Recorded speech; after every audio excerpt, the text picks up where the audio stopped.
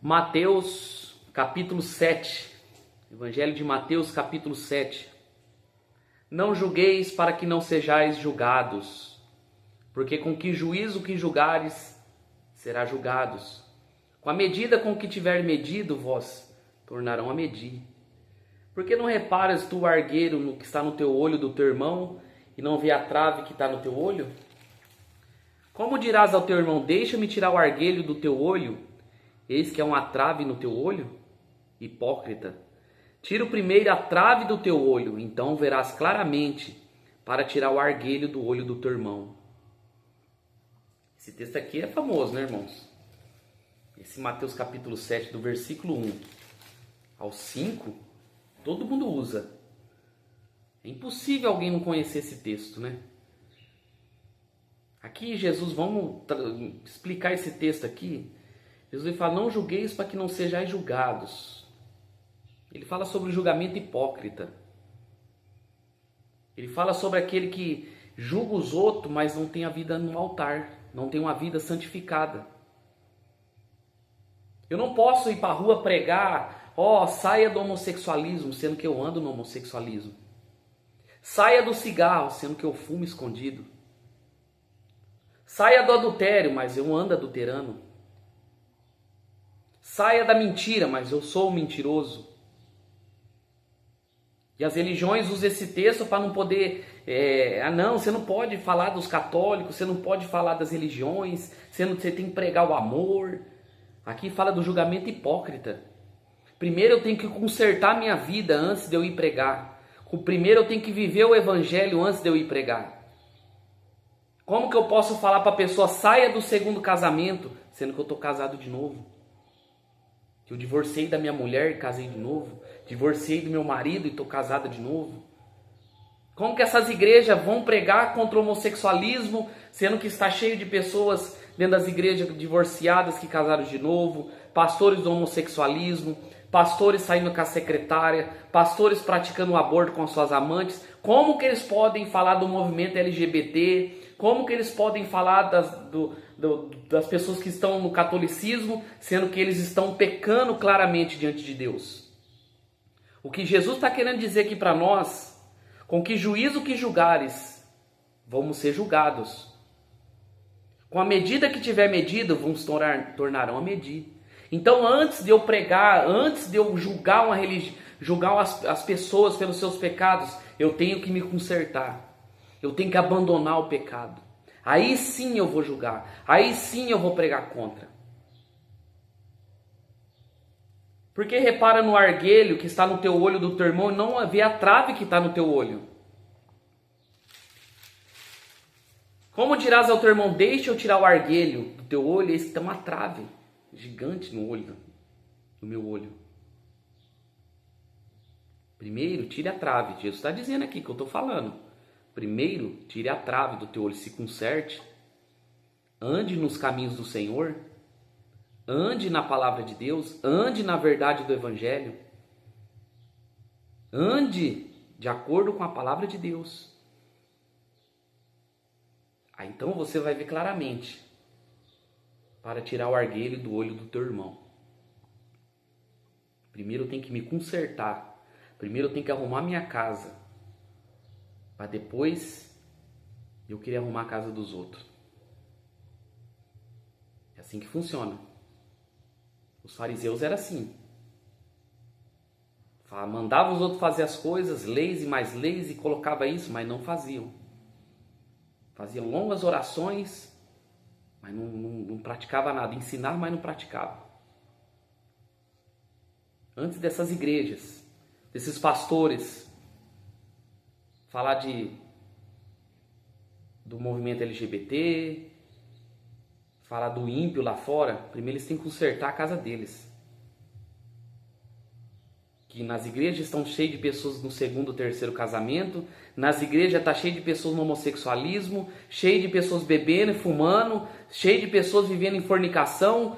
Antes eles precisam consertar a igreja deles, para depois ir pregar o evangelho verdadeiro. Por que não pregam mais a palavra? Porque não tem moral mais. Por que não pregam a verdade? Não dá nome ao pecado? Porque estão com trava nos olhos. Então não pode falar. e quando fala são um julgamento hipócrita. Não dei aos cães coisas santas, não deitai aos porcos as vossas pérolas. Não aconteça o que pisa com os pés e voltando despedaçam. Jesus está dizendo aqui, não dei aos cães coisas santas, nem deitai aos porcos as vossas pérolas. Não aconteça que pisa com os pés e voltando despedaçam. Irmãos, eu não prego em igreja evangélica, irmãos, porque não adianta, irmãos. Você vai pregar a palavra lá, vai pregar a verdade, o que deve ser pregado, eles não vão dar ouvidos. É igual no meu trabalho, eu já preguei tanto para aquele povo. Já preguei tanto que eu não falo mais. Se eu falar, vai jogar pérola aos porcos. Porque a maioria gosta de ficar na macumba, a maioria gosta de adorar a imagem, gosta de ficar na prostituição, no adultério. Então eu não prego mais, eu não vou ficar insistindo. Jesus não ficava insistindo para as pessoas se converterem. Ele pregava, falava, anunciava a verdade. Quem quisesse ouvir, ouvia. Quem não quisesse, fazer o quê? E ele fala para nós aqui, não dê pérola aos porcos. Não fique gastando o evangelho com pessoas que vão pisar. Eles vão pisar no evangelho, vão escarnecer do evangelho de Jesus Cristo. Eles vão voltar e vão despedaçar. São porcos, são cachorros, cães. São cães. A Bíblia coloca como cães. E deitai os porcos as vossas pérolas. Não adianta, gosta. Tem pessoas que gostam, irmão, da vida que leva. Tem pessoas que gostam de viver no pecado. Tem pessoas que não querem sair do pecado. Uma vez uma pessoa falou para mim, eu não consigo sair do cigarro. Não consegue porque não quer. Porque quando quiser, sai. Eu não consigo sair da prostituição. Não quer, não. Porque não quer, porque gosta. Eu não consigo sair da bebida. É porque gosta da vida que está levando. Gosta da vida que está levando. Não vamos jogar pérola aos porcos. Pedi, dar-vos-á. Buscai e encontrareis. Batei e abro-vos-á. Porque aquele que pede, recebe. Aquele que busca, encontra. E ao que bate, vai se abrir. Qual dentre vós, um homem pedindo pão ao seu filho, lhe dará uma pedra? Ou pedindo um peixe, lhe dará uma serpente? Se vós, pois, sendo maus, sabeis dar boas coisas a vossos filhos, quanto mais o vosso Pai que está nos céus dará bem aos que lhe pedirem? Portanto, tudo que vos quereis aos homens, façais. Fazei-o também vós, porque essa é a lei aos profetas. É a lei e os profetas. Ele fala agora aqui, pede e vai ser dado. Buscai e encontrarei. Batei e vos abris. Aquele que pede, recebe. Aquele que busca, encontra. O que abriu. Vai se abrir, né? Aqui Jesus começa a falar sobre a perseverança na oração. Nós temos que ser perseverantes na oração, irmãos. Tem bênçãos que não chegam na nossa vida porque desistimos de orar. Desistimos de permanecer firmes. Não temos constância na oração. Tem pessoas que oram hoje fervorosamente.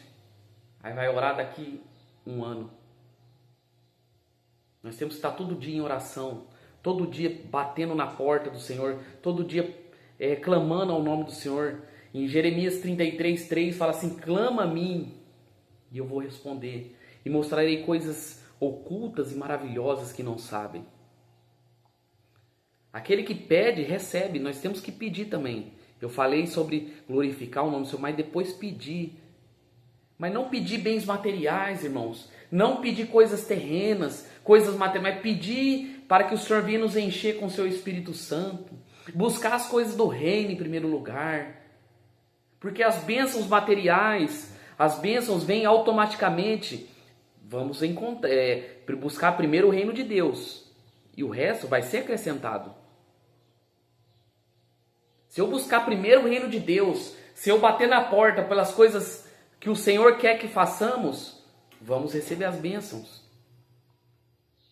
As pessoas querem ser abençoadas, irmãos, mas não querem buscar Deus, não querem fazer a vontade de Deus, não querem pregar o Evangelho, não querem levar a palavra, não querem orar.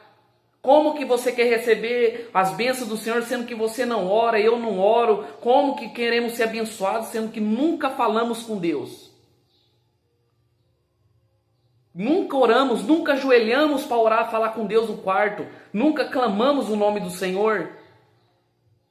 Tratamos Deus como qualquer, tratamos Deus como, como posso dizer assim, como objeto. Mas Ele é o Senhor do Senhor, irmãos, Rei dos Reis. Temos que tratar Deus como prioridade na nossa vida.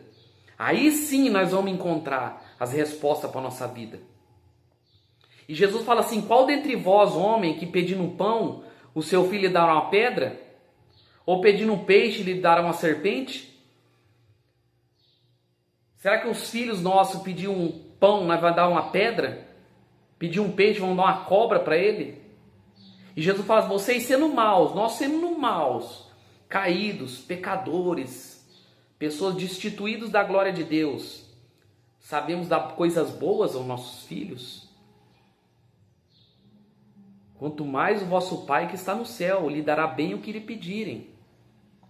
Se nós sendo mal, caído, consegue dar coisas boas aos nossos filhos, quanto mais Deus, irmãos, que é misericordioso, que é um Deus bondoso, que é um Deus que está aí para nos ouvir a qualquer momento. A nossa família, ela pode acompanhar nós até certo ponto, mas quando estamos no fundo do poço, quem vai estar lá conosco é Deus. É Deus que vai estar conosco, não é o diabo. É Deus que vai estar conosco. E ele fala: portanto, tudo que vos quereis aos homens, vos façam. Fazei também a vós, porque esta é a lei e os profetas. Tudo que vocês querem que façam os homens façam. Fazei também, porque essa é a lei e os profetas. Entrai pela porta estreita, porque larga é a porta, espaçoso é o caminho que conduz ao inferno. Muitos são os que entram por ela, porque estreita é a porta, e apertado é o caminho que leva à vida, e poucos que encontram. Olha aqui, ele fala: entre pela porta estreita.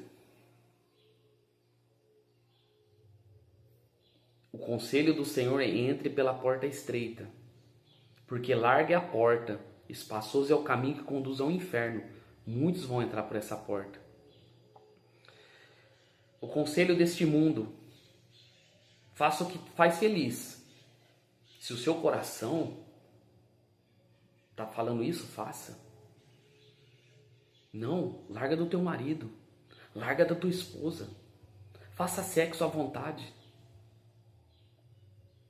Fuma, bebe, vai pra balada, fica com várias pessoas. Esse é o conselho do mundo.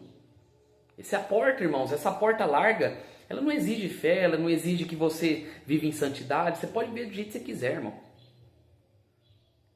Mas essa porta vai levar para o inferno. E a Bíblia fala que são muitos que entram por essa porta, muitas.